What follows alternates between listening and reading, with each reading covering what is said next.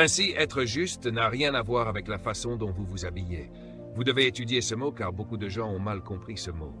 Le mot juste signifie être correctement situé. Vous êtes placé dans une position où vous avez accès à l'autorité. Vous n'avez rien fait de mal pour bloquer votre relation. Cela, c'est la justice.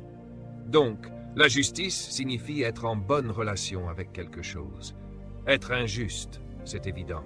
Cela signifie que vous êtes hors de position. Donc vous êtes hors de bonne relation avec l'autorité. Une personne injuste est donc une personne qui n'est pas correctement liée à l'autorité. Par conséquent, elle ne peut rien exiger de l'autorité par droit. Lorsque vous êtes injuste, vous êtes, écrivez un autre mot, illégal. C'est encore un mot issu des tribunaux de la loi. Être illégal signifie simplement que vous n'avez pas le droit de faire des exigences. Vous vous souviendrez donc que lorsque Adam a péché, il s'est passé des choses étranges. Adam a rompu la parole de Dieu, il a désobéi, ce qui signifie qu'il a violé le commandement de Dieu qui le maintenait en bonne relation avec lui. Dieu a dit, « Le jour où tu mangeras de ce fruit, tu mourras. » Et pourtant, Adam a vécu 930 ans après avoir mangé le fruit.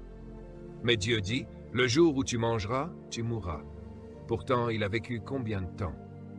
930 ans. Alors je suis un peu confus. Maintenant, voyons. Dieu a dit qu'il mourrait le jour où il en mangerait, et pourtant il vécut encore 930 ans après avoir mangé le fruit.